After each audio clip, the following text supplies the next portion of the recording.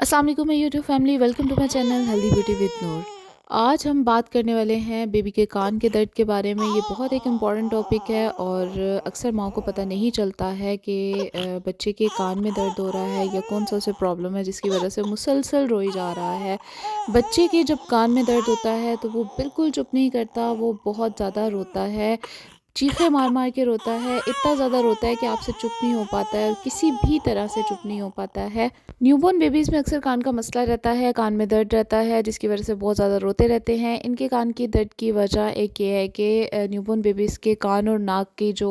दरमियान का फ़ासला है वो काफ़ी कम होता है, जिसकी वजह से उनका नाक का इन्फेक्शन भी कान में जा सकता है, जिसकी वजह से उन्हें कान में दर्द रहता है और बहुत ज़्यादा उनका रोने की वजह होती है। कान में दर्द होने की एक बड़ी वजह ये है कि जब मदर फीड करवा रही होती है तो उस दौरान अक्सर माएँ तवज्जो नहीं देती हैं, जिसकी वजह से उनका जो दूध होता है वो बच्चे के कान में जा सकता है और बच्चे को कान का इन्फेक्शन हो सकता है और कान में दर्द हो सकती है। इसके अलावा अगर बच्चे के कान में पानी चला जाए तब भी बच्चे को कान का इन्फेक्शन हो जाता है और कान में दर्द होना शुरू हो जाती है। कान का दर्द इतना तकलीफ दे होता है बच्चे के लिए कि बच्चा मुसलसल इस दर्द की वजह से रो रहा होता है, मुसलसल चीखें मार के रो रहा होता है, वो बिल्कुल भी चुप नहीं कर रहा होता। इसकी अलामात को पहचानना बहुत ज़रूरी है, क्योंकि जब तक आप पहचानेंगे नहीं, आपको नहीं पता चलेगा और आप पेट दर्द या इस तरह का कोई मसला समझते रहेंगे और बच्चे के कान का दर्द जो उसको बहुत ज़्यादा इरिटेट कर रहा है, बहुत ज़्यादा उसे तकलीफ़ दे रहा है, उसको नहीं पहचान सकेंगे। इसके लिए जब भी बच्चा को कान में दर्द हो तो बच्चा कान की तरफ हाथ लेके जाता है और बहुत ज़्यादा चीखता है, या फिर अगर आप उसके कान पे कान वाली साइड पे हल्का सा हाथ लगाएं तब बच्चा बहुत ज़्यादा चीखना शुरू हो जाता है, बहुत ज़्यादा रोना शुरू हो जाता है। इसके अलावा अगर बच्चे को कान में दर्द है तो बच्चा कान को पकड़ता है और पकड़ के बहुत ज़्यादा रोता है या बार बार हाथ कान की तरफ लेके जा रहा होता है। इसका मतलब है कि बच्चे को कान में शदीद तकलीफ है, आपको फ़ौरन से उसे डॉक्टर को दिखाना चाहिए। डॉक्टर से आप ज़रूर इस कंडीशन में कंसर्न करें, क्योंकि अगर आप डॉक्टर से कंसर्न नहीं करते हैं, ख़ुद से कोई मेडिसिन या फिर ख़ुद से कोई तेल वगैरह बच्चे के कान में डाल देते हैं, इससे बच्चे को इन्फेक्शन हो सकता है, बच्चे का कान मज़ीद ख़राब हो सकता है और बच्चा मज़ीद तकलीफ़ में जा सकता है। इसीलिए ख़ुद से इस कोई भी रेमेडी यूज़ ना करें, कोई भी इस तरफ नहीं जाएं कि बच्चे को ख़ुद से आप कोई मेडिसिन दे रहे हैं या फिर उसके कान में तेल डाल रहे हैं सरसों का या इस तरह से, क्योंकि पहले वक्तों में बच्चे के कान में जैसे ही दर्द होता था तो उसके कान में तेल डाला जाता था गर्म करके। बच्चे के कान में तेल डालना बहुत ख़तरनाक है, ऐसा बिल्कुल नहीं करें। ख़ुद से कोई रेमेडी, कोई इस तरह की चीज़ यूज़ नहीं करें, फ़ौरन से डॉक्टर को दिखाएं। डॉक्टर ही बच्चे के कान के दर्द को ठीक कर सकता है, कोई ऐसे ड्रॉप्स आपको दे देगा। जैसे मेरे भी रिसेंटली साद को कान में दर्द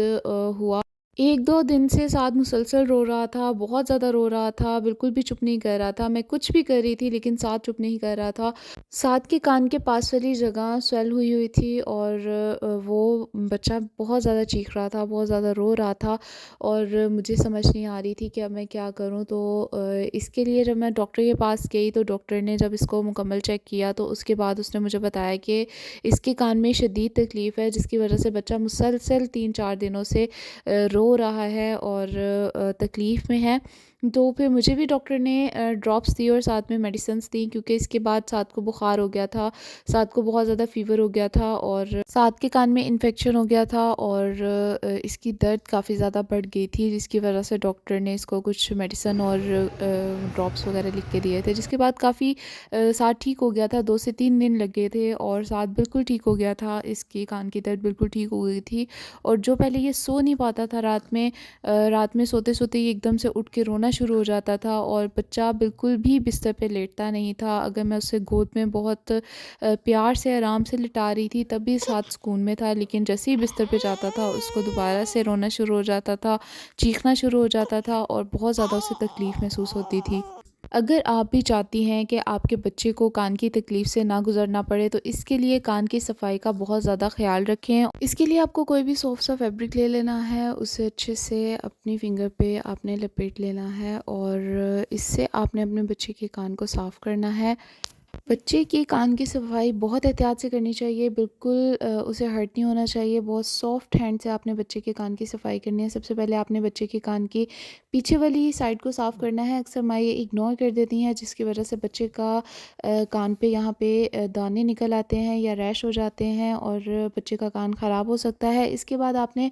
بچے کی آؤٹر لیئر کان کی یہاں سے صفائی کرنی سٹارٹ کرنی ہے، اور بچے کے کان کو کلین کرتے ہوئے بہت احتیاط کریں، کوئی بھی ایسی چیز یوز نہ کریں جو بچے کے کان کو ہرٹ کر سکتی ہو۔ یہ بہت زیادہ اس کے لیے احتیاط کرنے کی ضرورت ہوتی ہے، کیونکہ ہلکی سی بھی آپ کی غلطی آپ بچے کے کان کو بہت زیادہ انفیکشن کر سکتی ہے، بچے کے کان کو ڈیمیج کر سکتی ہے۔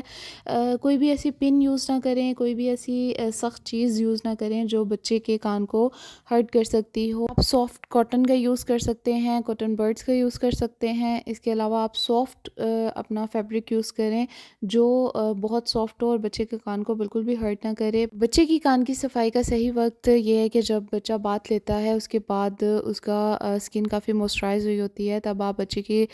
کان کی صفائی کریں گے تو بہت ایزیلی بچے کی ساری کان کی میل وغیرہ صاف ہو جائے گی۔ میک شیور کریں جب بچہ ریلیکس ہو تبھی آپ بچے کے کان کی صفائی کریں، کیونکہ اگر بچہ ریلیکس نہیں ہے اور آپ بچے کے کان کی صفائی کر رہے ہیں تو بچے کو ہرٹ ہو سکتا ہے۔ آپ ڈیلی بچے کے کان کی صفائی کیا کریں، اس کے لیے آپ گنگنا پانی لے سکتے ہیں اور اسے کسی کاٹن فیبرک یا سافٹ فیبرک اس میں ڈپ کریں اور اس سے بچے کے کان کو اچھے سے صاف کریں۔ اکثر بڑی عورتیں کیا کرتی ہیں کہ آئل یا مسٹرڈ آئل یا اس طرح کا کوئی آئل لے کے اس سے کان کی صفائی کرتی ہیں۔ اس سے کیا ہوتا ہے، بچے کے کان پہ آئل جمع رہ جاتا ہے اور اس سے میل جمنے کے چانسز زیادہ ہو جاتے ہیں۔